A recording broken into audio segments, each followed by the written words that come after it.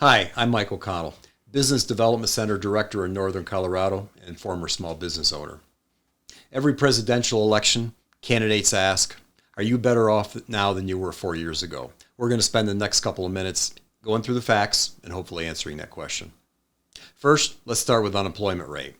At the end of Obama's term in 2016, that rate stood at 4.7%. It dipped down into the threes in the early days of the Trump administration, spiked up, and is now at 7.9. So if you're looking for a job, you'd be better off with a 4.7% unemployment rate than a 7.9% unemployment rate. So you were better off 4 years ago than you are now.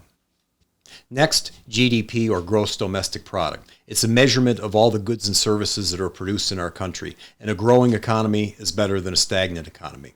Through the 8 years of Obama, our economy grew 3.4% per year. It started out about that same rate in the early days of the Trump administration, but it's dropped off significantly this year so that it's been calculated at 0.7% during the Trump administration per year. So if you're looking for a growing economy, which is good for businesses and individuals, 3.4% growth is better than 0.7% growth.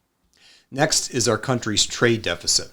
Governments and economic organizations would like to be exporting more than they import. That's good for our manufacturers, it's good for our farmers, but unfortunately in this country, we've had a negative trade deficit for about 20 years now, primarily with China. At the end of Obama's 2016 term, the trade deficit was $517 billion, and Trump did some work on this, put some tariffs in place, but at the end of 2019, the trade deficit is $618 billion. So we were better off in that area 4 years ago than we are today. Next, let's take a look at the cost and budget side of managing the country's business.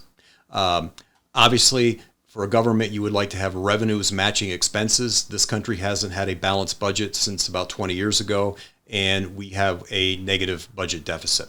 Under Obama's last term, it was $586 billion in 2016.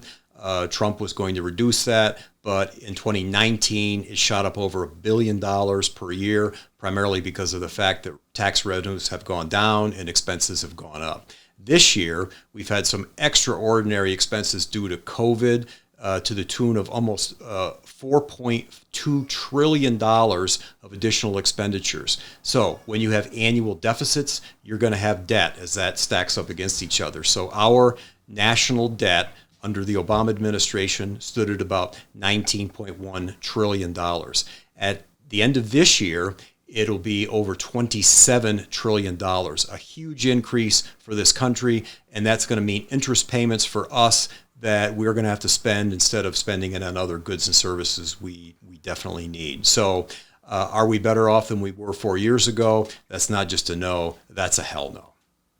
Lastly, let's look at the stock market. Under the 8 years of the Obama administration, the Standard & Poor's 500 index increased 13.4% per year.